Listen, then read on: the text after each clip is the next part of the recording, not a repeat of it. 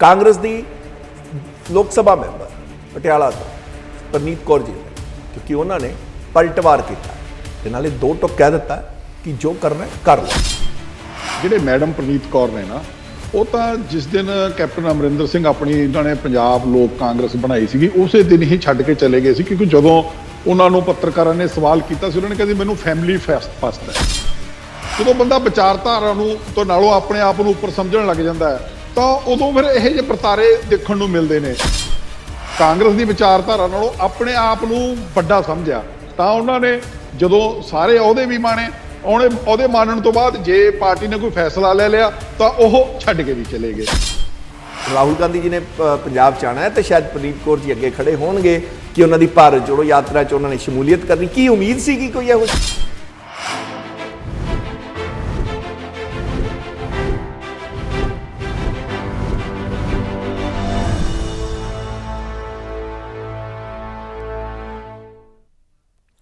ਸਤਿ ਸ਼੍ਰੀ ਅਕਾਲ, ਮੈਂ ਹਾਂ ਸੁਰਿੰਦਰ ਸਿੰਘ ਤੇ ਤੁਸੀਂ ਵੇਖ ਰਹੇ ਹੋ ਨਜ਼ਰੀਆ ਬਿਯੋਂਡ ਦਾ ਵੇ। ਜੀ ਹਾਂ, ਅੱਜ ਨਜ਼ਰ ਰਹੇਗੀ ਕਾਂਗਰਸ ਤੇ। ਕਾਂਗਰਸ ਦੀ ਲੋਕ ਸਭਾ ਮੈਂਬਰ ਪਟਿਆਲਾ ਤੋਂ ਪਰਨੀਤ ਕੌਰ ਜੀ ਤੇ, ਕਿਉਂਕਿ ਉਹਨਾਂ ਨੇ ਪਲਟਵਾਰ ਕੀਤਾ ਤੇ ਨਾਲੇ ਦੋ ਟੁਕ ਕਹਿ ਦਿੱਤਾ ਕਿ ਜੋ ਕਰਨਾ ਹੈ ਕਰ ਲਓ ਤੇ ਸਵਾਲ ਵੀ ਖੜੇ ਕਰ ਦਿੱਤੇ ਉਹਨਾਂ ਤੇ ਕਿ ਕਹਿੰਦੇ ਜਿਹੜੇ ਕਿ 1999 ਤੋਂ ਬਾਅਦ 20 ਸਾਲ ਤੱਕ ਕਾਂਗਰਸ 'ਚ ਨਹੀਂ ਰਹੇ, ਅੱਜ ਉਹ ਮੇਰੇ ਤੋਂ ਸਵਾਲ ਪੁੱਛ ਰਹੇ ਨੇ। ਅੱਜ ਇਸੇ ਮੁੱਦੇ ਤੇ ਚਰਚਾ ਕਰਾਂਗੇ। ਸਾਡੇ ਨਾਲ ਜੁੜਨਗੇ ਪੰਜਾਬ ਦੇ ਵਿੱਚ ਕਾਂਗਰਸ ਬੁਲਾਰੇ ਸੁਖਦੇਵ ਸਿੰਘ ਜੀ। ਆਓ ਉਹਨਾਂ ਦਾ ਸਵਾਗਤ ਕਰ ਲੈਂਦੇ ਹਾਂ। ਸਤਿ ਸ਼੍ਰੀ ਅਕਾਲ ਸੁਖਦੇਵ ਜੀ। ਸਤਿ ਸ਼੍ਰੀ ਅਕਾਲ ਜੀ। ਸੁਖਦੇਵ ਜੀ, ਭਾਰਤ ਜੋੜੋ ਯਾਤਰਾ ਖਤਮ ਹੋ ਜਾਂਦੀ ਹੈ ਤੇ ਉਸ ਤੋਂ ਬਾਅਦ ਪਰਨੀਤ ਕੌਰ ਜੀ ਨੂੰ ਕਾਰਨ ਦੱਸੋ ਤੇ ਮੁਅੱਤਲ ਵੀ ਕਰ ਦਿੱਤਾ ਜਾਂਦਾ ਤੇ ਅੱਜ ਪਲਟਵਾਰ ਕੀਤਾ ਤੇ ਸਵਾਲ ਖੜੇ ਕਰ ਦਿੱਤੇ ਤਾਰਿਕ ਅਨਵਰ ਤੇ ਇਸ਼ਾਰਿਆਂ 'ਚ। ਕਿਵੇਂ ਦੇਖਦੇ ਹੋ? ਦੇਖੋ ਸੁਰਿੰਦਰ ਜੀ, ਗੱਲ ਇਹ ਹੈ ਵੀ ਜਿਹੜੇ ਮੈਡਮ ਪਰਨੀਤ ਕੌਰ ਨੇ ਨਾ, ਉਹ ਤਾਂ ਜਿਸ ਦਿਨ ਕੈਪਟਨ ਅਮਰਿੰਦਰ ਸਿੰਘ ਆਪਣੀ ਇਹਨਾਂ ਨੇ ਪੰਜਾਬ ਲੋਕ ਕਾਂਗਰਸ ਬਣਾਈ ਸੀਗੀ ਉਸੇ ਦਿਨ ਹੀ ਛੱਡ ਕੇ ਚਲੇ ਗਏ ਸੀ, ਕਿਉਂਕਿ ਜਦੋਂ ਉਹਨਾਂ ਨੂੰ ਪੱਤਰਕਾਰਾਂ ਨੇ ਸਵਾਲ ਕੀਤਾ ਸੀ ਉਹਨਾਂ ਨੇ ਕਿਹਾ ਸੀ ਮੈਨੂੰ ਫੈਮਿਲੀ ਫਸਟ ਹੈ। ਕਿਉਂਕਿ ਜਦੋਂ ਬੰਦਾ ਆਪਣੀ ਵਿਚਾਰਧਾਰਾ, ਦੇਖੋ ਪੋਲਿਟਿਕਸ 'ਚ ਵਿਚਾਰਧਾਰਕ ਤੌਰ ਤੇ ਅਸੀਂ ਜੁੜੇ ਹੋਏ ਹਾਂ ਪੋਲੀਟੀਕਲ ਪਾਰਟੀਆਂ ਨਾਲ, ਜਦੋਂ ਬੰਦਾ ਵਿਚਾਰਧਾਰਾ ਨੂੰ ਤੋਂ ਨਾਲੋਂ ਆਪਣੇ ਆਪ ਨੂੰ ਉੱਪਰ ਸਮਝਣ ਲੱਗ ਜਾਂਦਾ ਹੈ ਤਾਂ ਉਦੋਂ ਫਿਰ ਇਹੋ ਜਿਹੇ ਪ੍ਰਤਾਰੇ ਦੇਖਣ ਨੂੰ ਮਿਲਦੇ ਨੇ। ਕਿਉਂਕਿ ਅਸੀਂ ਇਸ ਕੋਈ ਅਚੰਭਤ ਨਹੀਂ ਹੋਏ, ਕਿਉਂਕਿ ਉਹਨਾਂ ਨੇ ਕੈਪਟਨ ਸਾਹਿਬ ਨੇ ਕਾਂਗਰਸ ਦੀ ਵਿਚਾਰਧਾਰਾ ਨਾਲੋਂ ਆਪਣੇ ਆਪ ਨੂੰ ਵੱਡਾ ਸਮਝਿਆ ਤਾਂ ਉਹਨਾਂ ਨੇ ਜਦੋਂ ਸਾਰੇ ਅਹੁਦੇ ਵੀ ਮਾਣੇ, ਉਹਦੇ ਮਾਨਣ ਤੋਂ ਬਾਅਦ ਜੇ ਪਾਰਟੀ ਨੇ ਕੋਈ ਫੈਸਲਾ ਲੈ ਲਿਆ ਤਾਂ ਉਹ ਛੱਡ ਕੇ ਵੀ ਚਲੇ ਗਏ। ਤੇ ਉਹ ਉਸ ਟਾਈਮ ਦੇ ਉੱਤੇ ਮਹਾਰਾਣੀ ਪ੍ਰਨੀਤ ਕੌਰ ਨੇ ਕਹਿ ਦਿੱਤਾ ਸੀ ਵੀ ਮੈਨੂੰ ਫੈਮਿਲੀ ਫਸਟ ਆ, ਮੈਂ ਤਾਂ ਫੈਮਿਲੀ ਦੇ ਨਾਲ ਆ। ਤੇ ਉਹ ਤਾਂ ਟੈਕਨੀਕਲ ਆਪਣੀ ਮੈਂਬਰ ਬਚਾਉਣ ਵਾਸਤੇ ਉਹਨਾਂ ਨੇ ਉਸ ਟਾਈਮ ਉਦੋਂ ਕੋਈ ਸਟੈਪ ਨਹੀਂ ਲਿਆ, ਨਾ ਹੁਣ ਲਿਆ, ਕਿਉਂਕਿ ਉਹ ਵੀ ਇਸੇ ਗੱਲ ਦੀ ਵੇਟ 'ਚ ਬੈਠੇ ਸੀ ਵੀ ਕਾਂਗਰਸ ਪਾਰਟੀ ਉਹਨਾਂ ਨੂੰ ਕੱਢੇ। ਇਸ ਕਰਕੇ ਉਹ ਦੋ ਟੁਕ ਕਹਿੰਦੇ ਆ ਵੀ ਕਾਂਗਰਸ ਪਾਰਟੀ ਉਹਨਾਂ ਨੂੰ ਕੱਢੇ, ਉਹਨਾਂ ਦੀ ਜਿਹੜੀ ਲੋਕ ਸਭਾ ਦੀ ਬਾਕੀ ਮੈਂਬਰਸ਼ਿਪ ਦੀ ਬਾਕੀ ਟਨਿਊਰ ਬਚੀ ਵੀ ਹੈ ਉਹ ਮੈਂਬਰਸ਼ਿਪ ਬਚੀ ਰਹੇ। ਰੱਟਾ ਦਾ ਐਡਾ ਹੈ ਜੇ ਆਪਾਂ ਇਹਨੂੰ ਇਨ ਨਟਸ਼ੈਲ ਦੇਖੀਏ। ਨਹੀਂ, ਫਿਰ ਇੰਨੀ ਦੇਰੀ ਕਾਂਗਰਸ ਵਾਲੇ ਪਾਸੋਂ ਕਿਉਂ ਇੰਨੀ ਦੇਰ ਹੋ ਗਈ? ਵੀ ਕੀ ਕਾਹਦੀ ਉਡੀਕ ਸੀ? ਕੀ ਇਹਦੀ ਉਡੀਕ ਸੀ ਕਿ ਰਾਹੁਲ ਗਾਂਧੀ ਜੀ ਆਣ, ਰਾਹੁਲ ਗਾਂਧੀ ਜੀ ਨੇ ਪੰਜਾਬ 'ਚ ਆਉਣਾ ਹੈ ਤੇ ਸ਼ਾਇਦ ਪਰਨੀਤ ਕੌਰ ਜੀ ਅੱਗੇ ਖੜੇ ਹੋਣਗੇ ਕਿ ਉਹਨਾਂ ਦੀ ਭਾਰਤ ਜੋੜੋ ਯਾਤਰਾ 'ਚ ਉਹਨਾਂ ਨੇ ਸ਼ਮੂਲੀਅਤ ਕਰਨੀ? ਕੀ ਉਮੀਦ ਸੀ ਕਿ ਕੋਈ ਇਹੋ ਜੀ? ਨਹੀਂ, ਦੇਖੋ ਉਮੀਦ ਤਾਂ ਮੈਂ ਤੁਹਾਨੂੰ ਪਹਿਲਾਂ ਹੀ ਕਹਤਾ ਕੋਈ ਨਹੀਂ ਹੁੰਦੀ, ਪਰ ਦੇਖੋ ਪੋਲੀਟੀਕਲ ਪਾਰਟੀਆਂ ਦੇ ਵਿੱਚ ਨਾ ਡਿਸੀਜਨ ਲੈਣ ਦਾ ਇੱਕ ਐਪਰੋਪ੍ਰੀਏਟ ਟਾਈਮ ਹੁੰਦਾ ਹੈ, ਜਿਸ ਟਾਈਮ ਦੇ ਉੱਤੇ ਦੇਖਣਾ ਪੈਂਦਾ ਹੈ ਵੀ ਦੇਖੋ ਜਿਹੜਾ ਲੰਬੇ ਸਮੇਂ ਤੋਂ ਦੇਖੋ ਉਹ 3 ਵਾਰ ਜਾਂ 4 ਵਾਰ ਜਿਹੜੇ ਮੈਂਬਰ ਸਾਡੇ 3 ਵਾਰ ਲੋਕ ਸਭਾ ਮੈਂਬਰ ਰਹਿ ਲਏ, 1 ਵਾਰ MLA ਰਹਿ ਲਏ, ਜਦੋਂ ਬੰਦਾ ਫਿਰ ਇਸ ਲੈਵਲ ਦੇ ਉੱਤੇ ਰਿਹਾ ਹੋਵੇ ਉਹਨੂੰ ਟਾਈਮ ਤਾਂ ਦੇਣਾ ਬਣਦਾ ਹੁੰਦਾ ਔਰ ਟਾਈਮ ਪਾਰਟੀਆਂ 'ਚ ਦੇਣਾ ਬਣਦਾ। ਚੰਗੀ ਗੱਲ ਹੈ, ਪਾਰਟੀ ਨੂੰ ਟਾਈਮ ਦਿੱਤਾ ਵੀ ਭਾਈ ਠੀਕ ਹੈ ਤੁਸੀਂ ਆਪਣਾ ਆਚਰਣ ਦਿਖਾਓ। ਹੋ ਸਕਦਾ ਇੱਕ ਵਾਰੀ ਬੰਦਾ ਆਪਣੇ ਇਮੋਸ਼ਨਲ ਹੋ ਕੇ ਕਹਿ ਜਾਂਦਾ ਫੈਮਿਲੀ ਦੇ ਉਸ 'ਚ, ਹੋ ਸਕਦਾ ਉਹ ਦਾ ਪਾਰਟੀ ਦਾ ਆਚਰਣ ਉਹ ਠੀਕ ਦਿਖਾਉਂਦੇ, ਪਰ ਜੇ ਉਹਨਾਂ ਨੇ ਪਾਰਟੀ ਪ੍ਰਤੀ ਆਪਣਾ ਆਚਰਣ ਠੀਕ ਨਹੀਂ ਦਿਖਾਇਆ ਤਾਂ ਪਾਰਟੀ ਨੇ ਫੈਸਲਾ ਲੈ ਲਿਆ। ਕਿਵੇਂ ਦੇਖਦੇ ਹੋ ਕਿ ਵਾਕਈ ਇਹਦਾ ਨੁਕਸਾਨ ਹਾਲੇ ਤੱਕ ਵੀ ਕਾਂਗਰਸ ਨੂੰ ਹੋਏਗਾ ਇਸ ਦਾ? ਕਿਉਂਕਿ ਦੇਰੀ ਲੋਕੀ ਵੀ ਇਹੀ ਵਾਰ-ਵਾਰ ਪੁੱਛਦੇ, ਵਿਰੋਧੀ ਵੀ ਤੁਹਾਨੂੰ ਇਹੀ ਪੁੱਛਦੇ ਸੀ ਵੀ ਦੱਸ ਤਾਂ ਦਿਓ ਵੀ ਕਿਸ ਕਾਰਨ ਤੁਸੀਂ ਪਰਨੀਤ ਕੌਰ ਜੀ ਨੂੰ ਹਾਲੇ ਤੱਕ ਰੱਖਿਆ? ਕਿਉਂਕਿ ਆਪਾਂ ਫੌਜਾ ਸਿੰਘ ਸਰਾਰੀ ਦੇ ਸਵਾਲ ਚੱਕਦੇ ਸੀ ਕਿ ਇੰਨਾ ਸਮਾਂ ਕਿਉਂ, ਤਾਂ ਇੱਧਰ ਆਮ ਆਦਮੀ ਪਾਰਟੀ ਦੇ ਵੀ ਉਸੇ ਤਰੀਕੇ ਦਾ ਸਵਾਲ ਸੀਗਾ ਵੀ ਤੁਹਾਨੂੰ ਜਦੋਂ ਪਤਾ ਲੱਗ ਗਿਆ ਕਿ ਉਸ ਤੇ ਕਿਉਂ ਨਹੀਂ ਕਾਰਵਾਈ ਕੀਤੀ ਜਾ ਰਹੀ? ਇੱਥੇ ਵੀ ਤਾਂ ਆਪਾਂ ਨੂੰ ਪਤਾ ਹੀ ਲੱਗ ਗਿਆ ਜਦੋਂ ਕਾਂਗਰਸ ਦੀਆਂ ਵੀ ਮਜਬੂਰੀਆਂ, ਤੁਹਾਨੂੰ ਲੱਗਦਾ ਨਹੀਂ ਕਿ ਉਸ ਦਾ ਘਾਟਾ ਪਿਆ ਸਗੋਂ ਇਸ ਜਿਹੜੀਆਂ ਵਿਧਾਨ ਸਭਾ ਚੋਣਾਂ ਹੋਈਆਂ? ਨਹੀਂ, ਦੇਖੋ ਜਿਹੜਾ ਤੁਸੀਂ ਫੌਜਾ ਸਿੰਘ ਸਰਾਰੀ ਨਾਲ ਇਹਨੂੰ ਜੋੜਦੇ ਹੋ, ਮੇਰੇ ਖਿਆਲ ਉਹਨੂੰ ਜੋੜ ਕੇ ਦੇਖਿਆ ਨਹੀਂ ਜਾਂਦਾ। ਜਿਹੜਾ ਫੌਜਾ ਸਿੰਘ ਸਰਾਰੀ ਦਾ ਮਾਮਲਾ ਹੈ ਉਹ ਸਿੱਧਾ ਤੇ ਸਿੱਧਾ ਕਰਪਸ਼ਨ ਦਾ ਮਾਮਲਾ ਹੈ। ਦੇਖੋ ਮਹਾਰਾਣੀ ਪ੍ਰਨੀਤ ਕੌਰ ਦਾ ਉਹ ਇਹ ਇਨਡਿਸਪਲਿਨ ਦਾ ਮਾਮਲਾ ਹੈ। ਕਿਉਂਕਿ ਦੋਨੋਂ ਵੱਖਰੇ ਵੱਖਰੇ ਮਾਮਲੇ ਨੇ। ਜੇ ਕੋਈ ਆਮ ਆਦਮੀ ਪਾਰਟੀ ਇਹ ਗੱਲ ਉਠਾਉਂਦੀ ਵੀ ਹੈ, ਮੇਰੇ ਖਿਆਲ ਦੇ ਵਿੱਚ ਉਹ ਵਾਜਬ ਨਹੀਂ ਠਾ ਰਹੇ, ਉਹ ਤਾਂ ਸਿਰਫ ਫੌਜਾ ਸਿੰਘ ਸਰਾਰੀ ਨੂੰ ਨਹੀਂ ਢੱਕ ਰਹੇ ਨੇ। ਕਿਉਂਕਿ ਫੌਜਾ ਸਿੰਘ ਸਰਾਰੀ ਦਾ ਜਿਹੜਾ ਮਾਮਲਾ ਹੈ ਉਹ ਇੱਕ ਸਿੱਧਾ ਕਰਪਸ਼ਨ ਨਾਲ ਜੁੜਿਆ ਹੋਇਆ ਮਾਮਲਾ ਹੈ, ਔਰ ਉੱਥੇ ਤਾਂ ਆਮ ਆਦਮੀ ਪਾਰਟੀ ਡਿਫੈਂਸਿਵ ਤੇ ਹੈ ਇਸ ਕਰਕੇ ਕਿਉਂਕਿ ਜੇ ਕਿਸੇ ਦੀ ਡਾਇਰੀ ਚੋਂ ਕਿਸੇ ਦਾ ਨਾਮ ਮਿਲ ਗਿਆ ਵਿਜੀਲੈਂਸ ਨੂੰ, ਉਹਦੇ ਤਾਂ ਪਰਚਾ ਦੇ ਦਿਓ, ਉਹਨੂੰ ਫੜ ਕੇ ਅੰਦਰ ਦੇ ਦਿਓ।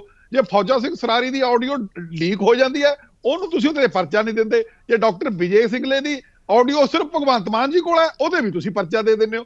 ਇਹ ਤਾਂ ਦੇਖੋ ਉਹਨਾਂ ਦੇ ਡਬਲ ਸਟੈਂਡਰਡ ਨੇ। ਉਹਨਾਂ ਨੇ ਫੌਜਾ ਸਿੰਘ ਸਰਾਰੀ ਤੇ ਨਾ ਕੋਈ ਅੱਜ ਤੱਕ ਐਕਸ਼ਨ ਲਿਆ, ਤੇ ਇੱਕ ਸਿਰਫ ਮੰਤਰੀ ਪਦ ਤੋਂ ਉਹ ਦੇਖਦੇ ਰਹੇ 6 ਮਹੀਨੇ, ਕੱਢਦੇ ਉਹਦੇ ਖੜਾਤੇ, ਮੁੜ ਕੇ ਜਦੋਂ ਲੱਗਿਆ ਵੀ ਪਬਲਿਕ ਪ੍ਰੈਸ਼ਰ ਜ਼ਿਆਦਾ ਹੈ ਤਾਂ ਉਹਨੂੰ ਕੱਢਿਆ। ਇਸ ਕਰਕੇ ਫੌਜਾ ਸਿੰਘ ਸਰਾਰੀ ਦਾ ਤੇ ਇਹਦਾ ਕੋਈ ਲਿੰਕ ਨਹੀਂ ਬਣਦਾ, ਕਿਉਂਕਿ ਉਹ ਇੱਕ ਡਿਸਿਪਲਿਨ ਦਾ ਮਾਮਲਾ ਹੈ ਮਹਾਰਾਣੀ ਪ੍ਰਨੀਤ ਕੌਰ ਦਾ ਪਾਰਟੀ ਪ੍ਰਤੀ, ਉਹ ਇੱਕ ਕਰਪਸ਼ਨ ਦਾ ਮਾਮਲਾ ਹੈ।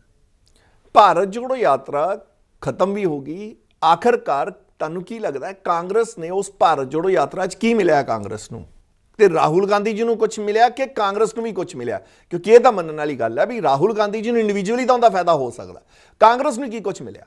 ਦੇਖੋ ਕਾਂਗਰਸ ਨਾਲੋਂ ਵੀ ਤੇ ਰਾਹੁਲ ਜੀ ਨਾਲੋਂ ਵੀ ਸਾਡੇ ਵਾਸਤੇ ਦੇਸ਼ ਬਹੁਤ ਵੱਡਾ ਹੈ। ਦੇਸ਼ ਨੂੰ ਬਹੁਤ ਕੁਝ ਮਿਲਿਆ ਉਹਦੇ ਚੋਂ। ਦੇਸ਼ ਨੂੰ ਉਹਦੇ ਚੋਂ ਅਡਾਨੀ ਦਾ ਮਾਮਲਾ, ਜਿਹੜਾ ਅਸੀਂ ਗੱਲ ਕਹਿੰਦੇ ਸੀ ਵੀ ਇਹ 2 ਦੋਸਤਾਂ ਦੀ ਤੇ 3 ਦੋਸਤਾਂ ਦੀ ਸਰਕਾਰ ਹੈ, ਉਹ ਨੰਗਾ ਹੋਗਾ। ਹਿੰਡਨਬਰਗ ਨੇ ਨੰਗਾ ਕਰਤਾ, ਠੀਕ ਹੈ। ਔਰ ਕਿਵੇਂ ਮੌਰਿਸ਼ਸ ਰੂਟ ਤੋਂ ਪੈਸੇ ਕੰਪਨੀਆਂ ਬਣਾ ਕੇ, ਸ਼ੈਲ ਕੰਪਨੀਆਂ ਖੜੀਆਂ ਕਰਕੇ, ਜਿਹੜਾ ਮੌਰਿਸ਼ਸ ਵਾਲਾ ਰੂਟ ਜਿਹਨੂੰ ਅਸੀਂ ਬਦਨਾਮ ਬਿਜ਼ਨਸ ਰੂਟ ਕਹਿੰਦੇ ਆ, ਉਸ ਤੋਂ ਉਹ ਨੰਗਾ ਹੋਇਆ।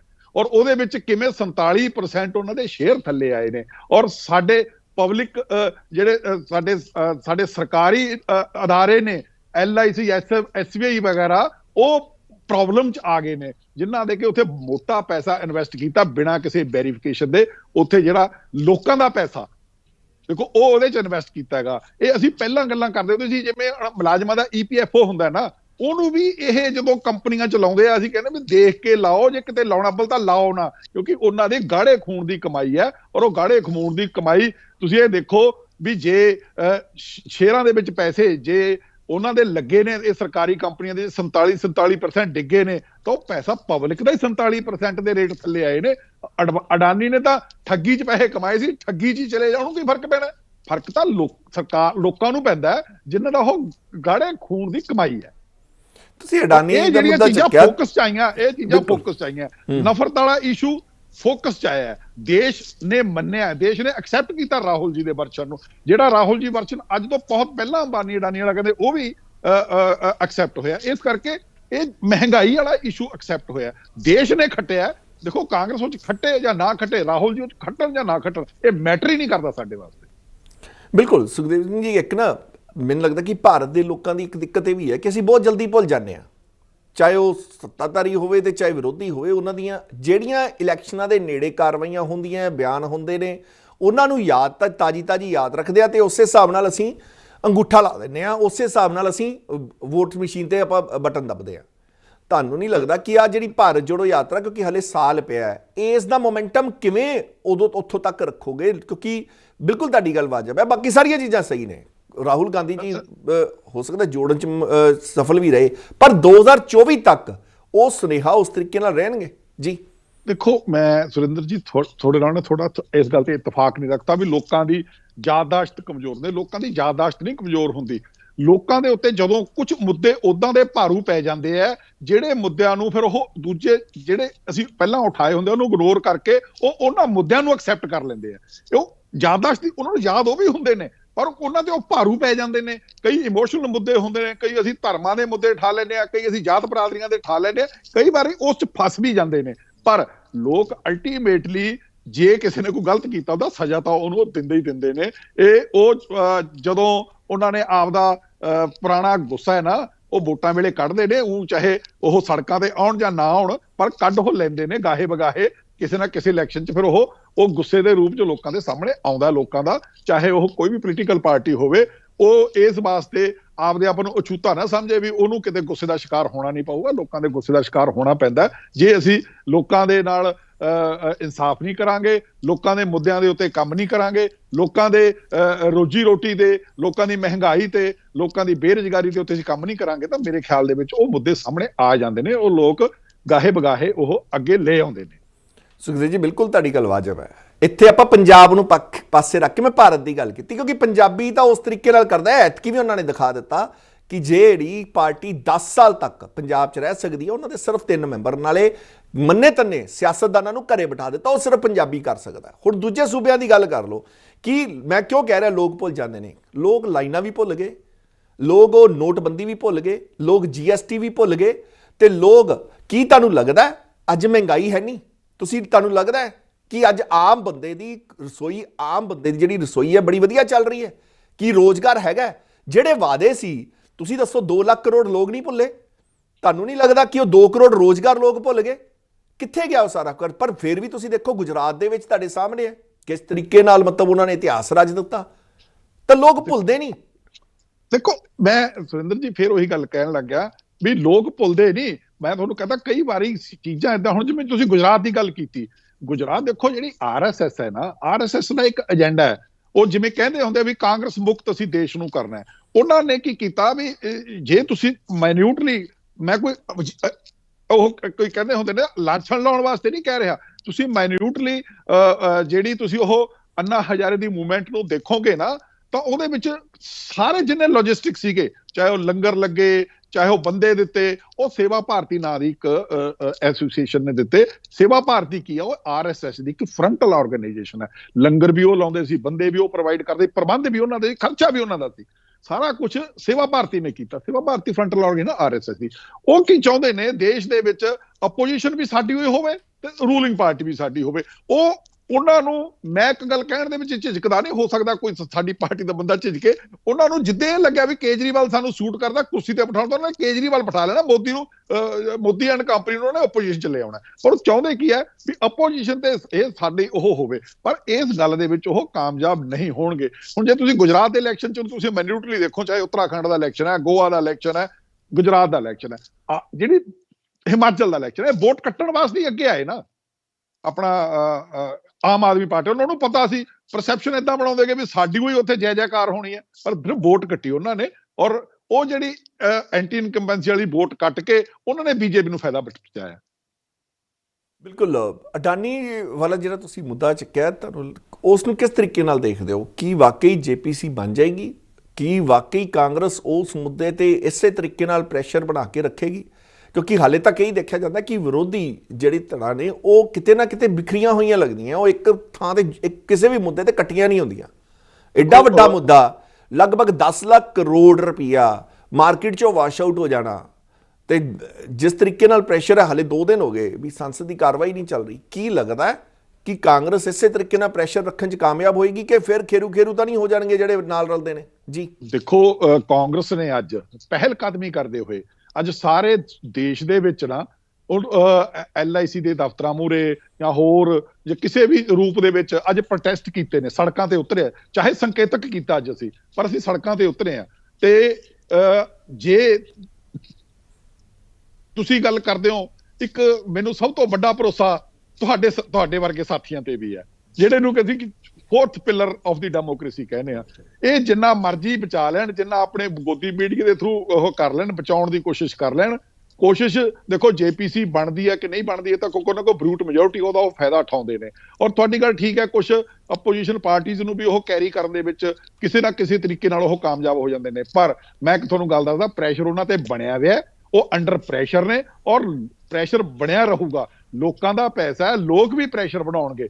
ਜੇ ਅੱਜ ਅਸੀਂ ਸੰਕੇਤਕ ਉਹ ਕੀਤੇ ਆ, ਪਹਿਲ ਕਦਮੀ ਕੀਤੀ ਹੈ ਸਾਰੀਆਂ ਪੋਲੀਟੀਕਲ ਪਾਰਟੀਆਂ ਤੋਂ ਪਹਿਲਾਂ, ਹੋਰ ਪੋਲੀਟੀਕਲ ਪਾਰਟੀਆਂ ਵੀ ਅਸੀਂ ਆਸ ਰੱਖਦੇ ਹਾਂ ਸੜਕਾਂ ਤੇ ਉਤਰਨਗੀਆਂ, ਆਮ ਲੋਕ ਵੀ ਸੜਕਾਂ ਤੇ ਉਤਰਨਗੇ, ਹੋਰ ਟ੍ਰੇਡ ਯੂਨੀਅਨ ਜਥੇਬੰਦੀਆਂ ਵੀ, ਤੇ ਜਿਹੜੇ ਸਾਡੇ ਹੋਰ ਲੋਕ ਹਿੱਤ ਜਿਹੜੀਆਂ ਜਥੇਬੰਦੀਆਂ ਹੁੰਦੀਆਂ ਉਹ ਵੀ ਜਿਹੜੀਆਂ ਸੜਕਾਂ ਤੇ ਉਤਰਨਗੀਆਂ, ਅਸੀਂ ਆਸ ਰੱਖਦੇ ਹਾਂ। ਕਿਉਂਕਿ ਇਹ ਇੱਕ ਜਿਸ ਤਰੀਕੇ ਦੇ ਨਾਲ ਸਾਡੇ ਫਾਈਨਾਂਸ ਮਿਨਿਸਟਰ ਦਾ ਬਿਆਨ ਹੈ ਵੀ ਇਹ ਤਾਂ ਜੀ ਇੱਕ ਸ਼ੇਅਰਾਂ ਦਾ ਮਾਮਲਾ, ਇੱਕ ਕੰਪਨੀ ਦਾ ਮਾਮਲਾ, ਇੱਕ ਕੰਪਨੀ ਦਾ ਮਾਮਲਾ ਨਹੀਂ, ਇੱਕ ਦੇਸ਼ ਦਾ ਮਾਮਲਾ ਹੈ। ਔਰ ਇਹ ਇਸ ਦੇਸ਼ ਦੇ ਐਡਾ ਵੱਡਾ ਸਰਮਾਇਆ ਔਰ ਸਾਡੇ ਫਾਈਨੈਂਸ਼ੀਅਲ ਇੰਸਟੀਟਿਊਸ਼ਨਸ ਦਾ ਬਿਨਾਂ ਦੇਸ਼ ਤੋਂ ਅਸੀਂ ਕਿਸੇ ਨੂੰ ਫੰਡਿੰਗ ਕਰ ਦਈਏ, ਔਰ ਜਿਸ ਤਰੀਕੇ ਦੇ ਨਾਲ ਉਹਨਾਂ ਨੇ ਆਪਣੇ ਸ਼ੈਲ ਕੰਪਨੀਆਂ ਪਹਿਲਾਂ ਮੌਰੀਸ਼ੀਅਸ ਖੜੀਆਂ ਕਰ ਲਈਆਂ। ਜੇ ਉਹਨਾਂ ਨੇ ਕੋਈ ਇੱਥੇ ਪ੍ਰੋਜੈਕਟ ਲਾਉਣਾ, ਸਪੋਜ਼ ਕਰ ਲਓ, ਉੱਥੇ ਕਰਦੇ ਕੀ ਨੇ ਇਹ, ਮਤਲਬ ਮੋਟਰ ਸਪਰੈਂਡੀ ਕੀ ਹੈ, ਉੱਥੇ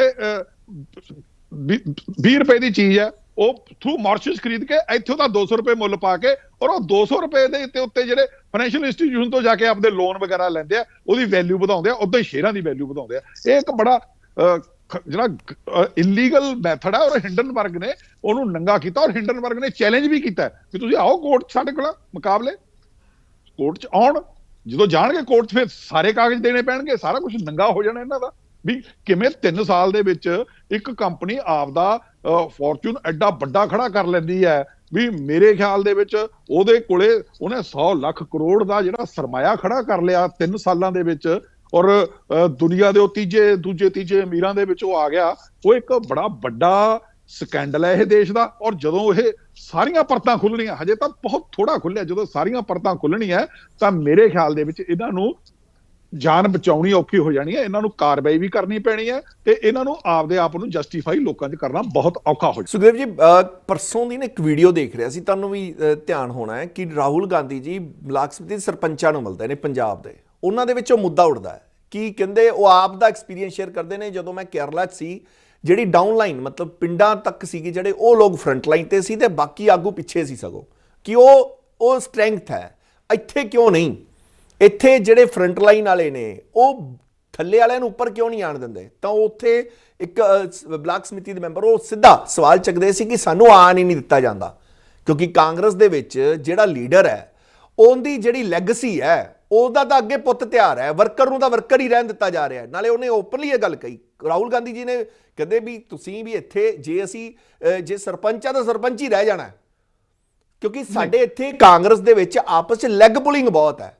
ਤੇ ਕਿਉਂ ਹੈ ਲੈਗੇਸੀ ਵਾਲਾ? ਨਾਲੇ ਇਹ ਦੇਖੋ ਵੀ ਇਹ ਗੌਰਮੈਂਟ ਜਿਹੜੀ ਤੁਹਾਡੀ ਕੈਡਰ ਹੈ, ਜਿਹੜਾ ਕਾਂਗਰਸੀ ਹੈ, ਇਹ ਉਹਦਾ ਦਰਦ ਹੈ, ਮੰਨਣ ਵਾਲੀ ਗੱਲ ਹੈ ਕਿ ਉਹ ਕਿਉਂ ਨਹੀਂ ਯੂਥ ਬਲੱਡ ਨੂੰ ਅੱਗੇ ਆਣ ਦਿੰਦੇ, ਕਿਉਂ ਲੱਤਾਂ ਖਿੱਚੀਆਂ ਜਾਂਦੀਆਂ ਨੇ, ਕਿਉਂ ਇਹ ਸਭ ਚੀਜ਼ਾਂ?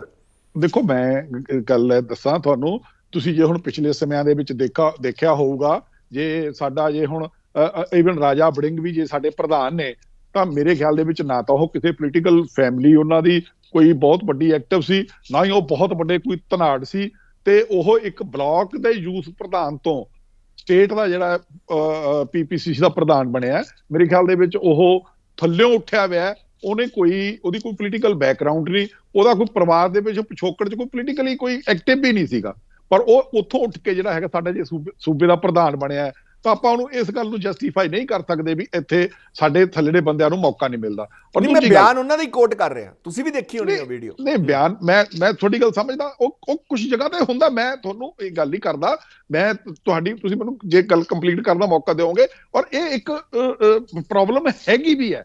ਜਦੋਂ ਕੋਈ ਇੱਥੇ, ਮੈਂ ਤੁਹਾਨੂੰ ਇੱਕ ਗੱਲ ਪਹਿਲਾਂ ਜਦੋਂ ਸ਼ੁਰੂ ਕੀਤੀ ਸੀ ਨਾ, ਜਦੋਂ ਕੋਈ ਬੰਦਾ ਪਾਰਟੀਆਂ ਦੇ ਵਿੱਚ ਇੱਥੋਂ ਦੀ ਪਾਰਟੀ ਦੀ ਆਈਡੀਓਲੋਜੀ ਨੂੰ, ਵਿਚਾਰਧਾਰਾ ਨੂੰ ਛੱਡ ਕੇ ਉਹ ਆਪਦੇ ਆਪ ਨੂੰ ਵੱਡਾ ਸਮਝਣ ਲੱਗ ਜਾਂਦਾ, ਉਹ ਪਾਰਟੀਆਂ ਸਾਰੀਆਂ 'ਚ ਹੀ ਹੁੰਦਾ। ਔਰ ਸਾਡੇ ਵਿੱਚ ਵੀ ਕੁਝ ਬੰਦੇ ਹੈਗੇ ਜਿਹੜੇ ਵਿਚਾਰਧਾਰਕ ਤੌਰ ਦੇ ਉੱਤੇ ਨਾਲੋਂ ਆਪਦੇ ਆਪ ਨੂੰ ਵੱਡਾ ਸਮਝਦੇ ਆ, ਕੁਝ ਛੱਡ ਕੇ ਚਲੇ ਗਏ, ਤੇ ਕੁਝ ਨੂੰ ਦੇਖੋ ਗੱਲ ਇਹ ਹੈ ਸਿਸਟਮ ਇਹ ਸੁਧਰ ਰਿਹਾ। ਜੇ ਅੱਜ ਰਾਜਾ ਵੜਿੰਗ ਵਰਗੇ ਪ੍ਰਧਾਨ ਬਣ ਸਕਦੇ ਆ ਤਾਂ ਨੈਚੁਰਲ ਹੈ, ਜੇ ਪਿੱਛੇ ਟਿਕਟਾਂ ਵੀ ਹੈ, ਜੇ ਅਸੀਂ ਬਹੁਤ ਸਾਰੇ ਇਹੋ ਜਿਹੇ ਬੰਦੇ ਸੀ ਜਿਹੜੇ ਬੰਦੇ ਬੜੇ ਗ੍ਰਾਸ ਰੂਟ ਲੈਵਲ ਦੇ ਬੰਦੇ ਸੀ, ਉਹਨਾਂ ਨੂੰ ਟਿਕਟਾਂ ਮਿਲੀਆਂ ਸੀ, ਔਰ ਕੁਝ ਪਾਰਟੀਆਂ ਦੀ ਮਜਬੂਰੀ ਹੁੰਦੀ ਹੈ। ਇਹ ਫੈਕਟਰ ਵੀ ਜਿਹੜਾ ਤੁਸੀਂ ਕਹਿੰਦੇ ਹੋ, ਮੈਂ ਇਹ ਤੋਂ ਮੁਨਕਰ ਨਹੀਂ ਹੁੰਦਾ, ਹੁੰਦਾ। ਔਰ ਰਾਹੁਲ ਜੀ ਇੱਥੇ ਠੀਕ ਵੀ ਨੇ, ਪਰ ਇੱਕ ਗੱਲ ਤੁਸੀਂ ਇਹ ਵੀ ਸਾਨੂੰ ਸੋਚਣੀ ਚਾਹੀਦੀ ਹੈ ਵੀ ਰਾਹੁਲ ਜੀ ਵਰਗੇ ਬੰਦੇ ਜੇ ਇਹ ਗੱਲ ਨੂੰ ਮਹਿਸੂਸ ਕਰਦੇ ਆ, ਤਾਂ ਮੈਨੂੰ ਲੱਗਦਾ ਵੀ ਇਹ ਜੇ ਬਿਮਾਰੀ ਬਹੁਤ ਘਟ ਗਈ, ਜੇ ਥੋੜੀ ਬਹੁਤ ਹੈਗੀ ਵੀ ਹੈ, ਮੇਰੇ ਖਿਆਲ 'ਚ ਇਹ ਵੀ ਮੁੱਕ ਜੂਗੀ। ਕਿਉਂਕਿ ਜਦੋਂ ਰਾਹੁਲ ਜੀ ਵਰਗੇ ਬੰਦੇ ਸੋਚਣ ਲੱਗ ਜਾਣ, ਤਾਂ ਫਿਰ ਮੇਰੇ ਖਿਆਲ ਦੇ ਵਿੱਚ ਪਾਰਟੀ ਦਾ ਭਵਿੱਖ ਵੀ ਬਹੁਤ ਉੱਜਲ ਹੈ। ਕਿਉਂਕਿ ਜੇ ਐਡੀ ਵੱਡੀ ਟੌਪ ਲੀਡਰਸ਼ਿਪ ਬੰਦਾ ਸੋਚੇ ਵੀ ਪਾਰਟੀਆਂ ਦੇ ਵਿੱਚ ਇਹ ਇੱਕ ਬਿਮਾਰੀ ਹੈਗੀ ਹੈ, ਮੇਰੇ ਖਿਆਲ ਦੇ ਵਿੱਚ ਆਪੇ ਦੂਰ ਹੋ ਜਾਂਦੀ ਹੈ, ਔਰ ਬਹੁਤ ਹੱਦ ਤੱਕ ਦੂਰ ਹੋਈ ਹੈ। ਮੈਂ ਤੁਹਾਨੂੰ ਸਾਡੇ ਪ੍ਰਧਾਨ ਦੀ ਉਦਾਹਰਨ ਦਿੱਤੀ ਹੈ, ਤੁਸੀਂ ਤਾਂ ਕੋਈ ਵੀ ਪਿਛੋਕੜ ਕੱਢ ਕੇ ਦਿਖਾ ਦਿਓ ਵੀ ਉਹਦੇ ਫਾਦਰ ਜਾਂ ਉਹਦੀ ਮਦਰ ਜਾਂ ਕੋਈ ਉਹਦਾ ਬ੍ਰਦਰ ਵੀ ਕੋਈ ਉਸ ਕਿਸਮ ਦੀ ਪੋਲਿਟਿਕਸ ਸੀਗੇ, ਇਲੈਕਟੋਰਲ ਪੋਲਿਟਿਕਸ ਸੀਗੇ। ਤੇ ਇਸ ਕਰਕੇ ਵੀ ਮਾੜੀ ਮੋਟੀ ਜੇ ਕਿਤੇ ਪਿੰਡ ਦੀ ਸਿਆਸਤ ਕੀਤੀ ਹੋਵੇ ਕਹਿ ਨਹੀਂ ਸਕਦੇ, ਪਰ ਉਹ ਬਿਲਕੁਲ ਗ੍ਰਾਸ ਰੂਟ ਤੋਂ ਉੱਠ ਕੇ ਸਾਡਾ ਪ੍ਰਧਾਨ ਬਣਿਆ। ਪਰ ਅਸੈਪਟੈਂਸ ਦੀ ਗੱਲ ਕਰੀਏ ਤਾਂ ਅਸੈਪਟੈਂਸ ਅੰਦਰਲੇ ਖਾਤੇ ਉਹ ਧੜੇਬਾਜ਼ੀ ਤਾਂ ਰਹਿੰਦੀ ਹੈ, ਚਾਹੇ ਉਹ ਕੋਈ ਵੀ ਸਰਕਾਰ, ਚਾਹੇ ਵਿਰੋਧੀ ਹੋਣ ਚਾਹੇ ਸਰਕਾਰਾਂ ਦੇ ਵਿੱਚ, ਉਹ ਧੜੇਬਾਜ਼ੀ ਕਿਉਂਕਿ ਅਸੈਪਟੈਂਸ ਵੀ ਮੈਟਰ ਕਰਦੀ ਹੈ। ਦੇਖੋ ਵਿਚਾਰਾਂ ਦੇ ਬਖਰੇਵੇਂ ਰਹਿੰਦੇ ਆ। ਜਿੱਥੇ ਤੁਸੀਂ ਗੱਲ ਐਕਸੈਪਟੈਂਸ ਦੀ ਕਰਦੇ ਹੋ, ਕੈਪਟਨ ਅਮਰਿੰਦਰ ਬਹੁਤ ਵੱਡਾ ਲੀਡਰ ਸੀ, ਮੈਨੂੰ ਇਹ ਕਹਿਣ ਦੇ ਵਿੱਚ ਕੋਈ ਝਿਜਕ ਨਹੀਂ ਹੁੰਦੀ, ਬਹੁਤ ਵੱਡਾ ਲੀਡਰ ਸੀ, ਉਹਦਾ ਇੱਕ ਔਰਾ ਸੀ। ਐਕਸੈਪਟੈਂਸ ਲੈਵਲ ਤਾਂ ਉਹਦਾ ਵੀ 100% ਨਹੀਂ ਸੀਗਾ, ਉਹਦੇ ਖਿਲਾਫ ਵੀ ਸੀ। ਪਰ ਜਿਵੇਂ ਤੁਸੀਂ ਭਾਰਤ ਜੋੜੋ ਯਾਤਰਾ ਦਾ ਮੁਲਾਂਕਣ ਕਰੋਗੇ, ਜਿਸ ਤਰੀਕੇ ਦੇ ਨਾਲ ਪੰਜਾਬ ਦੇ ਲੀਡਰਸ਼ਿਪ ਨੇ ਸਾਰੀ ਨੇ ਰਾਜਾ ਵੜਿੰਗ ਜੀ ਦੀ ਅਗਵਾਈ ਦੇ ਵਿੱਚ ਉਹਨੂੰ ਹੁੰਗਾਰਾ ਦਿੱਤਾ ਔਰ ਉਹਨੂੰ ਹੁਲਾਰਾ ਵੀ ਦਿੱਤਾ, ਤਾਂ ਮੇਰੇ ਖਿਆਲ ਦੇ ਵਿੱਚ ਉਹ ਕੋਈ ਲਾਜਵਾਬ ਸੀ, ਉਹ ਬਾ ਕਮਾਲ ਸੀਗਾ, ਕਿਉਂਕਿ ਪੂਰੀ ਦੀ ਪੂਰੀ ਲੀਡਰਸ਼ਿਪ ਇੱਕ ਲਾਈਨ 'ਚ ਖੜੀ ਹੋ ਕੇ ਸਾਡੇ ਪ੍ਰਧਾਨ ਦੇ ਮਗਰ ਖੜੀ ਹੋ ਕੇ ਉਸ ਯਾਤਰਾ ਨੂੰ ਕਾਮਯਾਬ ਕੀਤਾ। ਉੱਥੇ ਮੈਨੂੰ ਨਹੀਂ ਲੱਗਿਆ ਕੋਈ ਵਖਰੇਵਾ, ਮਾੜੇ ਮੋਟੇ ਹੁੰਦੇ ਰਹਿੰਦੇ ਨੇ ਔਰ ਉਹ ਡੈਮੋਕ੍ਰੇਸੀ 'ਚ ਹੋਣੇ ਵੀ ਚਾਹੀਦੇ ਨੇ, ਉਹ ਹੈਲਦੀ ਚੀਜ਼ ਹੈ। ਜੇ ਅਸੀਂ ਇੱਕ ਦੂਜੇ ਨੂੰ ਕ੍ਰਿਟੀਸਾਈਜ਼ ਨਹੀਂ ਕਰਾਂਗੇ, ਇੱਕ ਦੂਜੇ ਦੀ ਮੱਖਣਬਾਜੀ ਤੇ ਲੱਗ ਜਾਾਂਗੇ ਵੀ ਨਹੀਂ ਜੀ ਇਹ ਤਾਂ ਬਹੁਤ ਚੰਗਾ, ਇਹ ਤਾਂ ਬਹੁਤ ਵਧੀਆ, ਇੱਥੇ ਤਾਂ ਕੋਈ ਰੌਲਾ ਹੀ ਨਹੀਂ, ਸਾਡੇ ਤਾਂ ਘਰ 'ਚ ਕੋਈ ਪ੍ਰੋਬਲਮ ਹੀ ਨਹੀਂ, ਮੇਰੇ ਖਿਆਲ ਦੇ ਵਿੱਚ ਉਹ ਘਰ ਟੁੱਟ ਜਾਂਦਾ। ਜੇ ਘਰ ਦੇ ਵਿੱਚ ਚਰਚਾ ਹੁੰਦੀ ਰਹੇ ਵੀ ਭਾਈ ਇਹ ਮਾੜਾ ਹੈ, ਇਹ ਚੰਗਾ ਹੈ, ਇਹ ਘੱਟ ਕੰਮ ਕਰਦਾ, ਇਹ ਵੱਧ ਕੰਮ ਕਰਦਾ, ਉਹਦੇ ਨਾਲ ਮੇਰੇ ਗੱਲ 'ਚ ਘਰ ਵੱਜਿਆ ਰਹਿੰਦਾ ਤੇ ਘਰ ਹੋਰ ਮਜ਼ਬੂਤ ਹੁੰਦਾ। ਸੁਖਦੇਵ ਜੀ, ਇੱਕ ਚੀਜ਼ ਦੱਸੋ ਕਿ ਸਿਆਸਤਦਾਨ ਕੁਰਸੀ ਛੱਡ ਕੇ ਕਿਉਂ ਨਹੀਂ ਰਾਜੀ? ਜਿਵੇਂ ਹੁਣ ਮੈਂ ਵਾਪਸ ਪ੍ਰਨੀਤ ਕੌਰ ਵਾਲੇ ਮੁੱਦੇ ਤੇ ਆਵਾਂ, ਕਾਂਗਰਸ ਕਹਿੰਦੀ ਮੁਅੱਤਲ ਕਰ ਦਿੱਤਾ, ਤਾਂ ਇੱਕ ਸਿਆਸਤਦਾਨ ਇੰਨਾ ਡੇਰਿੰਗ ਕਿਉਂ ਨਹੀਂ ਹੁੰਦਾ? ਉਹ ਕਹਿੰਦਾ ਠੀਕ ਹੈ ਜੀ, ਮੈਂ ਕਾਂਗਰਸ ਦੀ ਟਿਕਟ ਤੇ ਜਿੱਤਿਆ ਸੀ, ਮੈਂ ਵੀ ਆਪਦਾ ਅਸਤੀਫਾ ਦੇਣਾ, ਮੈਂ ਦੁਬਾਰਾ ਜਿੱਤ ਕੇ ਆਊਂਗਾ। ਇੰਨੀ ਕੁ ਡੇਰਿੰਗ ਕਿਉਂ ਨਹੀਂ ਹੁੰਦੀ ਕੋਈ ਵੀ ਸਿਆਸਤਦਾਨ? ਮੈਂ ਇਕੱਲੇ ਪ੍ਰਨੀਤ ਕੌਰ ਦੀ ਨਹੀਂ ਗੱਲ ਕਰ ਰਿਹਾ, ਕਿਉਂ ਇੰਨੇ ਕੁ ਜ਼ਿਆਦਾ ਸੈਲਫਿਸ਼ ਹੋ ਜਾਂਦੇ ਨੇ ਕਿ ਹਾਂ ਨਹੀਂ ਅਸੀਂ ਤਾਂ ਆਪਦਾ ਪੂਰਾ ਕਰਕੇ ਤੇ ਉਸ ਤੋਂ ਬਾਅਦ ਦੁਬਾਰਾ ਆਉਂਦੇ ਨੇ, ਦੁਬਾਰਾ ਫਿਰ ਕਈ ਵਾਰ ਤਾਂ ਜ਼ਮਾਨਤਾਂ ਤੱਕ ਜ਼ਬਤ ਹੋ ਜਾਂਦੀਆਂ ਨੇ।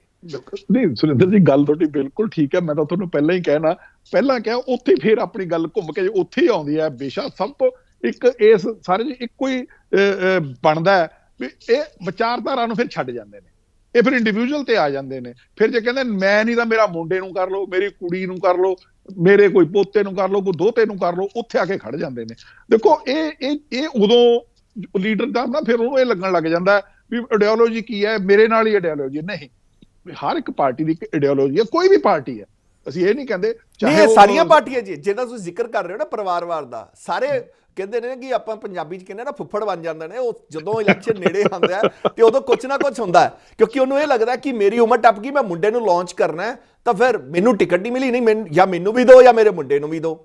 ਤੇ ਹਰੇਕ ਪਾਰਟੀ 'ਚ ਹੈ। ਅਕਾਲੀ ਦਲ 'ਚ ਤੁਸੀਂ ਦੇਖ ਲਓ ਤਾਂ ਉਹ ਪਰਿਵਾਰਵਾਦ ਉੱਥੇ ਦਿਖਦਾ ਹੈ। ਉਹੀ ਗੱਲ ਕਰਦਾ ਨਾ, ਜਦੋਂ ਮਿਲਦੀ ਨਹੀਂ ਫਿਰ ਉਹ ਛੱਡ ਕੇ ਚਲਾ ਜਾਂਦਾ। ਬਿਲਕੁਲ, ਉਦੋਂ ਫਿਰ ਜ਼ਮੀਰ ਹੋਰ ਰਾਹ ਲੱਭਦਾ, ਉਦੋਂ ਜ਼ਮੀਰ ਜਾਗਦਾ, ਫਿਰ ਉਹ ਆਈਡੀਓਲੋਜੀ ਨਹੀਂ ਨਾ ਹੁੰਦੀ, ਫਿਰ ਉਦੋਂ ਉਹ ਵਿਚਾਰਧਾਰਾ ਛੱਡ ਜਾਂਦਾ। ਕਿਸੇ ਟਾਈਮ ਉਹ ਸੌਂ ਖਾਂਦਾ ਹੁੰਦਾ ਵੀ ਮੈਂ ਤਾਂ ਇਸ ਪਾਰਟੀ ਨਾਲ ਜੁੜਿਆ ਵਿਚਾਰਧਾਰਕ ਤੌਰ ਤੇ, ਫਿਰ ਉਹ ਵਿਚਾਰਧਾਰਾ ਗੁੰਮ ਹੋ ਜਾਂਦੀ ਹੈ। ਮੈਂ ਤਾਂ ਤੁਹਾਡੇ ਇਸ ਸਵਾਲ ਦੇ ਨਾਲ 100% ਸਹਿਮਤ ਹਾਂ ਵੀ ਮੈਂ ਤਾਂ ਤੁਹਾਡਾ ਜਿਹੜਾ ਤੁਸੀਂ ਆ ਅਲੰਕਾਰ ਯੂਜ਼ ਕੀਤਾ, ਫੁੱਫੜ ਵਾਕਈ ਫੁੱਫੜ ਬਣ ਜਾਂਦਾ। ਫਿਰ ਉਹ ਕਹਿੰਦਾ ਵੀ ਨਹੀਂ ਮੈਂ ਤਾਂ ਤੁਹਾਨੂੰ ਹਰਾ ਦੂੰ, ਮੈਂ ਤਾਂ ਤੁਹਾਨੂੰ ਢਾਹ ਲੂੰ। ਉਹ ਕਿਸੇ ਇੰਡੀਵਿਜੂਅਲ ਦੇ ਨਾਲ ਨਾ ਪਾਰਟੀਆਂ ਢਹਿੰਦੀਆਂ ਤੇ ਨਾ ਹੀ ਬਣਦੀਆਂ ਨੇ। ਮੇਰੇ ਖਿਆਲ ਦੇ ਵਿੱਚ ਕਿਸੇ ਵੀ ਪੋਲੀਟੀਕਲ ਪਾਰਟੀ ਚ ਲਾ ਲਓ, ਚਾਹੇ ਉਹ ਬੀਜੇਪੀ ਚ ਲਾ ਲਓ, ਬੀਜੇਪੀ ਵੀ ਦੇਖੋ 200 ਤੇ 300 ਤੇ ਪਹੁੰਚ ਗਈ, ਦੋ ਕਿਸੇ ਟਾਈਮ ਐਮਪੀ ਹੁੰਦੇ ਸੀ। ਕਾਂਗਰਸ ਹੈ, ਕਾਂਗਰਸ ਚ ਕਈ ਵਾਰ ਏਦਾਂ ਦੇ ਸਮੇਂ ਆਏ, ਬਹੁਤ ਲੀਡਰ ਆਏ, ਛੱਡ ਕੇ ਵੀ ਗਏ ਤੇ ਕੋਈ ਫਰਕ ਵੀ ਨਹੀਂ ਪਿਆ। ਪਾਰਟੀ ਨੇ ਐਜ਼ ਇਟ ਇਜ਼ ਚੱਲਣਾ ਹੁੰਦਾ ਔਰ ਚੱਲਦੀ ਰਹਿੰਦੀ ਹੈ। ਇਹ ਪਾਰਟੀਆਂ ਨੂੰ ਫਰਕ ਨਹੀਂ ਪੈਂਦਾ ਹੁੰਦਾ ਜਿਹੜੀਆਂ ਪਾਰਟੀਆਂ ਆਪਦੀ ਆਈਡੀਓਲੋਜੀ ਤੇ ਖੜੇ ਰਹਿਣ। ਜਿਵੇਂ ਤੁਸੀਂ ਉਹ ਕੋਟ ਕੀਤਾ, ਜੇ ਰਾਹੁਲ ਜੀ ਵਰਗੇ ਬੰਦੇ ਲੀਡਰਸ਼ਿਪ ਦੇਣ, ਉਹ ਇਹ ਕਹਿਣ ਮੰਨ ਜਾਣ ਵੀ ਹਾਂ ਇਹ ਪ੍ਰੋਬਲਮ ਤਾਂ ਹੈਗੀ ਹੈ ਨਾ, ਵੀ ਸਾਡਾ ਸਰਪੰਚ ਨੂੰ ਅਸੀਂ ਅੱਗੇ ਨਹੀਂ ਆਉਣ ਦਿੰਦੇ, ਤੇ ਜਿਹੜਾ ਇੱਕ ਵੱਡੀ ਕਾਰ ਲੈ ਕੇ ਦਫ਼ਤਰ ਦੇ ਗੇੜੇ ਮਾਰੀ ਜਾਂਦਾ ਜਾਂ ਲੀਡਰਾਂ ਦੇ ਆਲੇ ਦੁਆਲੇ ਘੁੰਮੀ ਜਾਂਦਾ, ਉਹ ਟਿਕਟ ਲੈ ਜਾਂਦਾ। ਉਹ ਗੱਲ ਜਦੋਂ ਉਸ ਲੈਵਲ ਤੇ ਆ ਜਾਏ ਫਿਰ ਉਹ ਪਾਰਟੀ ਹੋਰ ਮਜ਼ਬੂਤ ਹੁੰਦੀ ਹੈ ਔਰ ਮਜ਼ਬੂਤ ਹੋ ਕੇ ਹੀ ਨਿਕਲਦੀ ਹੁੰਦੀ ਹੈ ਹੋਰ ਹਰ ਇੱਕ ਇਲੈਕਸ਼ਨ ਚ ਅੱਗੇ ਨਾਲੋਂ। ਇੱਕ ਸੁਖਦੇਵ ਜੀ, ਵਾਪਸੀ ਕਿਵੇਂ ਦੇਖਦੇ ਹੋ ਤੁਸੀਂ? ਕਿਉਂਕਿ ਇਹ ਵੀ ਹਰ ਪਾਰਟੀ 'ਚ ਹੁੰਦਾ ਕਿ ਜ਼ਮੀਰ ਜਾਗਦਾ ਹੈ ਤਾਂ ਉਹਨਾਂ ਨੂੰ, ਕਿਉਂਕਿ ਜਿਹੜੀ ਪਾਰਟੀ ਸੱਤਾਧਾਰੀ ਹੁੰਦੀ ਹੈ, ਚਾਹੇ ਸੂਬੇ ਦੀ ਹੋਵੇ ਤੇ ਚਾਹੇ ਕੇਂਦਰ ਸਰਕਾਰ 'ਚ ਹੋਵੇ, ਜਿਹਨੇ ਕੇਂਦਰ ਸਰਕਾਰ ਵਾਲੇ ਪਾਸੇ ਜਾਣਾ ਤਾਂ ਉਹਨੂੰ ਕੇਂਦਰ ਸਰਕਾਰ ਦੇ ਉਹਦਾ ਜ਼ਮੀਰ ਜਾਗਦਾ ਕਿ ਨਹੀਂ, ਕੇਂਦਰ ਸਰਕਾਰ ਤਾਂ ਕੰਮ ਹੀ ਬਹੁਤ ਵਧੀਆ ਕਰ ਰਹੀ ਹੈ। ਉਹ ਪੁਰਾਣੀ ਆਪਦੀ ਪਾਰਟੀ ਜਿਸ 'ਚ ਉਹਨੇ 20 ਸਾਲ ਵੀ ਲਾਏ ਹੋਣ, ਬਹੁਤ ਕੁਝ ਦਿੱਤਾ ਹੋਵੇ, ਉਹ ਸਾਰਾ ਕੁਝ ਕਰਕੇ ਉੱਧਰ ਚਲਾ ਜਾਂਦਾ। ਸੂਬਾ ਸਰਕਾਰ 'ਚ ਵੀ ਐਂ ਹੁੰਦਾ। ਫਿਰ ਜੇ ਮੰਨ ਲਓ ਸੱਤਾ ਪਲਟਦੀ ਹੈ ਤਾਂ ਫਿਰ ਉਹਨੂੰ ਵਾਪਸੀ ਵੀ ਆਇਆ ਜਾਂਦਾ ਹੈ, ਤਾਂ ਮਤਲਬ ਉਦੋਂ ਉਹਨੂੰ ਜ਼ਮੀਰ ਜਾਗ ਜਾਂਦਾ, ਫਿਰ ਉਹਨੂੰ ਘਰ ਵਾਪਸੀ ਦਾ ਨਾਮ ਦਿੱਤਾ ਜਾਂਦਾ। ਤੇ ਤੁਹਾਨੂੰ ਨਹੀਂ ਲੱਗਦਾ ਪਾਰਟੀਆਂ ਨੂੰ ਵੀ ਸੋਚਣਾ ਚਾਹੀਦਾ ਕਿ, ਕਿਉਂਕਿ ਹੁਣ ਜਿਹੜਾ ਸਵਾਲ ਪ੍ਰਨੀਤ ਕੌਰ ਜੀ ਨੇ ਚੱਕਿਆ ਹੈ ਉਹ ਗਲਤ ਨਹੀਂ ਹੈਗਾ। ਤੁਸੀਂ ਦੇਖੋ ਵੀ 20 ਸਾਲ ਤਾਰਿਕ ਅਨਵਰ ਜੀ ਵਿਦੇਸ਼ੀ ਹੋਣ ਦੇ ਉਸ ਮੁੱਦੇ ਤੇ ਸੋਨੀਆ ਗਾਂਧੀ ਦਾ ਕਿੱਡਾ ਵੱਡਾ ਮੁੱਦਾ, ਉਸ ਦੇ ਤਹਿਤ ਉਹ ਚਲੇ ਜਾਂਦੇ ਨੇ ਸੰਗਮਾ ਜੀ ਦੇ ਨਾਲ, ਤੇ ਸ਼ਰਦ ਪਵਾਰ ਤਿੰਨੋਂ ਚਲੇ ਜਾਂਦੇ ਨੇ। ਆਫਟਰ ਦੈਟ ਉਹਨਾਂ ਦੀ ਐਂਟਰੀ ਹੁੰਦੀ ਹੈ, ਤਾਂ ਕਿਤੇ ਨਾ ਕਿਤੇ ਫਿਰ ਪਾਰਟੀ ਵੀ ਤਾਂ ਸਵਾਲਾਂ ਦੇ ਘੇਰੇ 'ਚ ਆ ਜਾਂਦੀ ਹੈ। ਨਹੀਂ, ਜਿਹੜਾ ਤੁਸੀਂ ਤਾਰਿਕ ਅਨਵਰ ਜੀ ਵਾਲਾ ਮੁੱਦਾ ਉਠਾਇਆ ਨਾ, ਤਾਰਿਕ ਅਨਵਰ ਜੀ ਉਹਨਾਂ ਨੇ ਜਦੋਂ ਮੁੱਦਾ ਉਠਾਇਆ ਸੀ ਤਾਂ ਮੈਡਮ ਸੋਨੀਆ ਗਾਂਧੀ ਨੇ ਉੱਥੇ ਹੀ ਖਤਮ ਕਰਤਾ ਸੀ ਵੀ ਮੈਂ ਪ੍ਰਾਈਮ ਮਿਨਿਸਟਰ ਨਹੀਂ ਬਣਦੀ, ਮੈਂ ਪ੍ਰਾਈਮ ਮਿਨਿਸਟਰ ਨਹੀਂ ਬਣਨਾ। ਉਹਨਾਂ ਨੇ ਸਰਦਾਰ ਮਨਮੋਹਨ ਸਿੰਘ ਨੂੰ ਬਣਾਇਆ ਸੀ।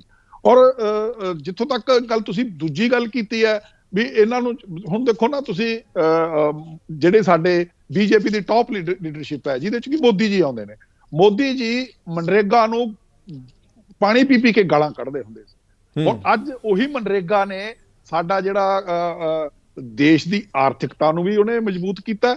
ਔਰ ਦੇਸ਼ ਜਦੋਂ ਸਾਡੇ ਕੋਵਿਡ ਆਇਆ ਸਭ ਤੋਂ ਵੱਧ ਫਾਇਦਾ ਸਾਨੂੰ ਮਨਰੇਗਾ ਤੋਂ ਹੋਇਆ। ਔਰ ਮਨਰੇਗਾ ਇੱਕ ਇਹੋ ਜਿਹੀ ਸਕੀਮ ਹੈ, ਰਾਈਟ ਟੂ ਫੂਡ ਐਕਟ ਸਰਦਾਰ ਮਨਮੋਹਨ ਸਿੰਘ ਲੈ ਕੇ, ਮਨਰੇਗਾ ਲੈ ਕੇ, ਰਾਈਟ ਟੂ ਐਜੂਕੇਸ਼ਨ ਐਕਟ ਲੈ ਕੇ, ਆਰਟੀਆਈ ਲੈ ਕੇ ਆਏ। ਔਰ ਮੇਰੇ ਖਿਆਲ ਦੇ ਵਿੱਚ ਇੰਨੇ ਖੂਬਸੂਰਤ ਫੈਸਲੇ, ਇੰਨੇ ਦੇਸ਼ ਦੇ ਭਲੇ ਵਾਲੇ ਫੈਸਲੇ ਸਰਦਾਰ ਮਨਮੋਹਨ ਸਿੰਘ ਕਰਕੇ ਗਏ ਨੇ। ਮੈਂ ਤੁਹਾਨੂੰ ਇੱਕੋ ਗੱਲ, ਜਿਹੜੀ ਤੁਸੀਂ ਇੱਕ ਗੱਲ ਪਹਿਲਾਂ ਕਹੀ ਸੀ, ਮੈਂ ਤੁਹਾਨੂੰ ਉਹਦੇ ਨਾਲ ਜੋੜ ਕੇ ਦੱਸ ਰਿਹਾ। ਲੋਕਾਂ ਨੂੰ ਠੀਕ ਹੈ, ਇੱਕ ਵਾਰੀ ਸਰਦਾਰ ਮਨਮੋਹਨ ਸਿੰਘ ਪਰਸੈਪਸ਼ਨ ਬਣ ਗਈ ਮੀਡੀਆ ਦੇ ਵਿੱਚ, ਕਿਉਂਕਿ ਹਰ ਚੀਜ਼ ਨੂੰ ਵਧਾ ਕੇ ਦਿਖਾਇਆ ਗਿਆ। ਜੇ ਕੋਲ ਸਕੈਮ ਹੋ ਗਿਆ ਜੀ, 2G ਸਕੈਮ ਹੋ ਗਿਆ, ਜਦ ਕਿ ਕੋਲ ਦਾ ਇੱਕ ਤੋਲਾ ਕੋਲੇ ਦਾ ਨਹੀਂ ਵਿਕਿਆ ਤੇ ਉਹਦਾ 1,76,86,000 ਕਰੋੜ ਰੁਪਇਆ ਸੀ ਬਣਾਤਾ, ਜਦ ਕਿ ਉਹ ਇੱਕ ਪਾਲਿਸੀ ਮੈਟਰ ਸੀਗਾ, ਪਾਲਿਸੀ ਮੈਟਰ ਦੇ ਉੱਤੇ। ਔਰ ਉਹਦੇ ਉੱਤੇ ਬਣਾ ਕੇ ਇਹਨਾਂ ਨੇ ਇੱਕ ਅਜ਼ਿਊਮ ਕਰਕੇ ਵਿਨੋਦ ਰਾਏ ਨੇ ਦੱਸਤਾ ਵੀ ਇੰਨੇ ਪੈਸੇ ਆ ਜਾਂਦੇ ਜੇ ਆਕਸ਼ਨ ਕਰਦੇ, ਜੇ ਤੁਸੀਂ ਇਹ ਅਲਾਟ ਕਰਦੀ ਤਾਂ ਤੇ ਆਕਸ਼ਨ ਕਰ ਦਿੰਦੇ 1,86,000 ਕਰੋੜ ਆ ਜਾਂਦੇ। ਉਹਦੇ 'ਚ ਇਹ ਐਸਪੈਕਟ ਨਹੀਂ ਦੇਖਿਆ ਵੀ ਉਹ ਆਕਸ਼ਨ ਕੀਤੀ ਕਿਉਂ ਨਹੀਂ ਕੀਤੀ। ਤਾਂ ਨਹੀਂ ਸੀ ਵੀ ਉਹ ਬਿਜਲੀ ਤੇ ਸਾਡਾ ਸਟੀਲ ਦੇ ਰੇਟ ਮਹਿੰਗੇ ਹੋ ਜਾਣਗੇ। ਅਸੀਂ ਤੁਹਾਨੂੰ ਮੈਂ ਇੱਕ ਦੱਸਣ ਦੇ ਸੁਰਿੰਦਰ ਜੀ, ਬੜੀ ਮੈਨੂੰ ਕੋਈ ਝਿਜਕ ਨਹੀਂ, ਅੱਜ ਸਾਡੇ ਕੋਲੇ 5 ਲੱਖ ਮੈਗਾਵਾਟ ਬਿਜਲੀ ਹੈ, ਜਿਹਦੇ ਚੋਂ ਕਿ 1.5 ਲੱਖ ਮੈਗਾਵਾਟ 10 ਸਾਲ ਚ ਸਰਦਾਰ ਮਨਮੋਹਨ ਸਿੰਘ ਨੇ ਐਡ ਕੀਤੀ ਹੈ, ਔਰ ਜਿਹਨੇ ਕਦੇ ਕਿਹਾ ਵੀ ਨਹੀਂ। ਜੇ ਸਾਰਾ ਦੇਸ਼ ਆਜ਼ਾਦ ਹੋਣ ਤੋਂ ਬਾਅਦ ਸਾਡੇ ਕੋਲ ਇਸ ਵੇਲੇ ਤੱਕ 5 ਲੱਖ ਹੈ, ਔਰ 1.5 ਲੱਖ ਮੈਡ ਉਦੋਂ ਹੋਈ ਹੈ, ਤੇ ਮੈਨੂੰ 7 ਸਾਲ ਚ ਮੋਦੀ ਜੀ ਦੱਸ ਦੇਣ ਵੀ ਕਿੰਨੀ ਐਡ ਕੀਤੀ ਹੈ। ਦੇਖੋ ਇਸ ਕਰਕੇ ਜਿਹਦੇ ਚੋਂ ਸਾਡੇ ਕੋਲੇ ਅੱਧੋ ਅੱਧ ਹੈ, ਅੱਧੀ ਸਾਡੀ ਸਰਕਾਰੀ ਸੈਕਟਰ ਚ ਹੈ, ਅੱਧੀ ਸਾਡੀ ਪ੍ਰਾਈਵੇਟ ਸੈਕਟਰ ਚ ਹੈ। ਔਰ ਉਸ ਵੇਲੇ ਕਿਉਂਕਿ ਸਰਦਾਰ ਮਨਮੋਹਨ ਸਿੰਘ ਦੀ ਇੱਕ ਪਾਲਿਸੀ ਸੀ ਵੀ ਬੈਲੈਂਸ ਬਣਾ ਕੇ ਰੱਖੋ, ਸਰਕਾਰ ਦਾ ਵੀ ਉਹ ਹੋਵੇ ਤੇ ਦੂਜਾ, ਜੇ ਉਹ ਡਿਸਇਨਵੈਸਟਮੈਂਟ ਚ ਗਏ ਸੀ ਨਾ ਤਾਂ ਉਹਨਾਂ ਨੇ ਕੈਪ ਲਾ ਕੇ ਗਏ 20% 25%। ਤੇ ਜੇ ਉਹਨਾਂ ਨੇ ਪ੍ਰਾਈਵੇਟ ਉਹਨੂੰ ਵਧਾਵਾ ਦਿੱਤਾ ਤਾਂ ਕੈਪ ਲਾ ਕੇ, ਇਹਨਾਂ ਵਾਂਗੂ ਨਹੀਂ ਹੁੰਦਾ 100% ਡਿਫੈਂਸ ਚ ਵੀ ਚਲੇ ਗਏ, LIC ਚ ਵੀ, ਇੰਸ਼ੋਰੈਂਸ ਸੈਕਟਰ ਚ ਵੀ 100% ਡਿਸਇਨਵੈਸਟਮੈਂਟ। ਇਹ ਉਹ ਨਹੀਂ ਕੀਤੀ ਸੀ ਸਰਦਾਰ ਮਨਮੋਹਨ ਸਿੰਘ ਨੇ। ਉਹ ਇੱਕ ਵਧੀਆ ਇਕਨੋਮਿਸਟ ਸੀਗਾ, ਔਰ ਉਸਨੇ ਦੇਸ਼ ਨੂੰ ਸਾਡੇ ਨੂੰ ਬਹੁਤ ਵਧੀਆ ਚਲਾਇਆ। ਔਰ ਮੈਂ ਇੱਕ ਗੱਲ ਕਹਿਣਾ, ਲੋਕ ਹੁਣ ਯਾਦ ਕਰਨ ਲੱਗ ਗਏ, ਜਦੋਂ ਅਸੀਂ ਲੋਕਾਂ 'ਚ ਜਾਂਦੇ ਆ ਨਾ ਤਾਂ ਲੋਕ ਕਹਿੰਦੇ ਆ ਵੀ ਯਾਰ ਉਹ ਸਰਦਾਰ ਮਨਮੋਹਨ ਸਿੰਘ ਬੰਦਾ ਬਹੁਤ ਵਧੀਆ ਸੀ, ਜਿਹੜੇ ਉਹਨੂੰ ਗਾਲਾਂ ਕੱਢਦੇ ਸੀ। ਔਰ ਅੱਜ ਤੁਸੀਂ ਦੇਖੋਗੇ ਈਵਨ ਵਿਰੋਧੀ ਪਾਰਟੀਆਂ ਜਿਹੜੀਆਂ ਹੁਣ ਕਈ ਵਾਰੀ ਹਾਸ਼ੀਏ ਤੇ ਨੇ, ਕਿਉਂਕਿ ਉਧਰ ਅੱਖ ਮਟੱਕਾ ਵੀ ਕਰਦੀਆਂ ਹੁੰਦੀਆਂ ਰੂਲਿੰਗ ਪਾਰਟੀ ਦਾ, ਉਹ ਵੀ ਕਿਸੇ ਸਮੇਂ ਕਹਿਣਗੀਆਂ, ਕਿਉਂਕਿ ਜਿਸ ਹਾਲਾਤ ਵੱਲ ਫਾਈਨੈਂਸ਼ੀਅਲੀ ਦੇਸ਼ ਨੂੰ ਧੱਕਿਆ ਜਾ ਰਿਹਾ ਤਾਂ ਲੋਕਾਂ ਨੇ ਸਰਦਾਰ ਮਨਮੋਹਨ ਸਿੰਘ ਨੂੰ ਯਾਦ ਕਰਨਾ ਹੀ ਕਰਨਾ। ਬਿਲਕੁਲ। ਜਾਂਦੇ ਜਾਂਦੇ ਅਖੀਰਲਾ ਸਵਾਲ, ਰੇਤਾ ਸਸਤੀ ਹੋ ਜੂ 5.5 ਰੁਪਏ, ਖੱਡਾਂ ਦਾ ਉਦਘਾਟਨ ਕਰ ਦਿੱਤਾ ਮਾਨ ਸਾਹਿਬ ਨੇ, ਕਹਿੰਦੇ ਹੁਣ ਆਪਦੇ ਵਹੀਕਲ ਲੈ ਕੇ, ਆਪਦੀਆਂ ਟਰੈਕਟਰ ਟਰਾਲੀਆਂ ਟਰੱਕ ਲੈ ਜਾਓ ਤੇ ਉੱਥੋਂ ਰੇਤਾ ਭਰ ਲਿਆਓ, ਖਰਚਾ ਜਿਹੜਾ ਟਰਾਂਸਪੋਰਟੇਸ਼ਨ ਹੈ ਉਹ ਤੁਹਾਡੇ ਮੱਥੇ, ਪਰ ਰੇਤਾ ਜ਼ਰੂਰ ਸਸਤਾ ਹੋ ਜੂ। ਇਸ ਫੈਸਲੇ ਨੂੰ ਕਿਵੇਂ ਦੇਖਦੇ ਹੋ? ਕਿਉਂਕਿ ਇਹ ਵਾਕਈ ਰੇਤ ਮਾਫੀਆ ਅਸੀਂ ਪਿਛਲੇ 15 ਸਾਲਾਂ ਤੋਂ ਸੁਣਦੇ ਆ ਰਹੇ ਹਾਂ, ਤੁਹਾਡੇ ਸਰਕਾਰ ਦੇ ਟਾਈਮ ਵੀ ਸੁਣਿਆ, ਅਕਾਲੀ ਦਲ ਦੇ ਟਾਈਮ ਵੀ ਸੁਣਿਆ ਕਿ ਰੇਤ ਮਾਫੀਆ ਤੇ ਕੇਬਲ ਮਾਫੀਆ, ਦੋ ਸ਼ਬਦ ਬੜੇ ਉੱਥੇ ਸ਼ੁਰੂ ਹੋਏ। ਇਸ ਨੂੰ ਕਿਵੇਂ ਦੇਖਦੇ ਹੋ? ਤੁਹਾਨੂੰ ਲੱਗਦਾ ਕਿ ਉਹ ਠੱਲ ਪਏਗੀ ਹੁਣ? ਸੁਰਿੰਦਰ ਜੀ, ਮੈਂ ਨਾ ਇੱਕ ਗੱਲ ਕਹਿਣਾ ਵੀ ਸਸਤਾ ਹੋਵੇ ਚੰਗੀ ਗੱਲ ਹੈ। 5.5 ਰੁਪਏ ਰੇਟ ਅਸੀਂ ਕਰਕੇ ਗਏ ਸੀਗੇ। ਇੱਕ ਤਾਂ ਗੱਲ ਇਹਨਾਂ ਨੇ ਮੰਨੀ ਨਹੀਂ ਵੀ 5.5 ਵੇਚਿਆ ਜਾ ਸਕਦਾ, ਇਹਨਾਂ ਨੇ ਆ ਕੇ ਇਸ ਨੂੰ ਕਹਿਤਾ ਸੀ ਵੀ 5.5 ਚ ਵੇਚਿਆ ਨਹੀਂ ਜਾ ਸਕਦਾ। ਹੁਣ ਤੁਹਾਨੂੰ ਯਾਦ ਹੋਊਗਾ, ਇਹ ਅੱਜ ਤੋਂ 2 ਮਹੀਨੇ ਪਹਿਲਾਂ ਇਹਨਾਂ ਨੇ ਸੈਂਟਰ ਖੋਲ ਤੇ ਮੋਹਾਲੀ ਦੇ ਉਦਘਾਟਨ ਕੀਤਾ, ਮੰਤਰੀ ਬਦਲ ਗਿਆ। ਉਦੋਂ ਇੱਕ ਮੰਤਰੀ ਨੇ ਕੀਤਾ ਵੀ ਅਸੀਂ ਜੀ 28.5 ਰੁਪਏ ਕਿਊਬਿਕ ਫੀਟ ਨਾਲ ਰੇਤਾ ਵੇਚਾਂਗੇ, ਅਸੀਂ ਹਰ ਜ਼ਿਲ੍ਹੇ ਦੇ ਉੱਤੇ ਸਟੋਰ ਬਣਾਤੇ। ਉਹ ਪਤਾ ਨਹੀਂ ਹੁਣ ਉਹ ਸਕੀਮ ਕਿੱਧਰ ਗਈ। ਹੁਣ ਇਹ 5.5 ਰੁਪਏ ਵਾਲੀ ਅਸੀਂ ਕਹਿੰਦੇ ਰੇਤੇ ਦੀ ਖੱਡ ਤੋਂ ਦੇਵਾਂਗੇ। ਔਰ ਤੀਜੀ ਗੱਲ ਜਿਹੜੀ ਮੈਂ ਸਭ ਤੋਂ ਵੱਡੀ ਗੱਲ ਹੈ, ਜਿਹੜੀ ਤੁਸੀਂ ਜ਼ਰੂਰ ਉਹਦਾ ਮੁਲਾਂਕਣ ਕਰਿਓ ਉਸ ਗੱਲ ਦਾ, ਵੀ ਉਹ ਜਿਹੜੀ ਕੰਟਰੈਕਟਰ ਸੀ ਜਿਹਨੂੰ ਮਾਫੀਆ ਤੁਸੀਂ ਵੀ ਕਿਹਾ ਅਸੀਂ ਵੀ ਕਹਿੰਦੇ ਆ, ਉਹ ਮਾਫੀਆ ਜੇ ਸੀਗਾ ਵੀ ਤਾਂ ਉਹਨੂੰ ਫਿਰ ਇਹਨਾਂ ਨੇ 2 ਮਹੀਨੇ ਦੀ ਠੇਕੇ ਦੀ ਐਕਸਟੈਂਸ਼ਨ ਵੀ ਦੇਤੀ। ਜੇ 5.5 ਰੁਪਏ ਸਰਕਾਰ ਨੇ ਵੇਚਣਾ ਤਾਂ ਫਿਰ ਉਹਨਾਂ ਨੂੰ ਮਾਈਨਿੰਗ ਵਾਸਤੇ ਕੀ ਲੋੜ ਪੈ ਗਈ ਸੀਗੀ ਆਪਣੀ ਉਹ ਦੇਣ ਦੀ, ਐਕਸਟੈਂਸ਼ਨ ਦੇਣ ਦੀ। ਇਸ ਕਰਕੇ ਸੁਰਿੰਦਰ ਜੀ, ਇਹ ਤਾਂ ਇੱਕ ਇਹਨਾਂ ਦੀ ਇਹ ਪਾਲਿਸੀ ਸਵਾਲਾਂ ਦੇ ਘੇਰੇ 'ਚ ਹੈ। ਕਿਤੇ 28.5 ਤੇ ਆ ਜਾਂਦੇ ਆ, ਕਦੇ ਇਹ 5.5 ਤੇ ਆ ਜਾਂਦੇ ਆ। ਐਕਸਟੈਂਸ਼ਨ ਉਹੀ ਠੇਕੇਦਾਰਾਂ ਨੂੰ ਵੀ ਦੇ ਰਹੇ ਨੇ। ਮੇਰੇ ਖਿਆਲ ਦੇ ਵਿੱਚ ਇਹ ਕਰਨਾ ਕੀ ਚਾਹੁੰਦੇ ਆ, ਨਾ ਤਾਂ ਸਾਡੀ ਸਮਝ 'ਚ ਆਈ ਹੈ ਤੇ ਨਾ ਹੀ ਤੁਹਾਡੀ ਸਮਝ 'ਚ ਆਉਣੀ ਹੈ। ਜਦੋਂ ਤੁਸੀਂ ਆਉਣ ਵਾਲੇ ਸਮੇਂ 'ਚ ਦੇਖੋਗੇ ਧਰਾਤਲ ਤੇ ਕੀ ਬਣਦਾ, ਤਾਂ ਇਹ ਨਾ ਹੀ ਤੁਹਾਡੇ ਸਮਝ ਆਉਣੀ ਹੈ, ਨਾ ਹੀ ਸਾਡੀ ਸਮਝ 'ਚ ਆਈ ਹੈ।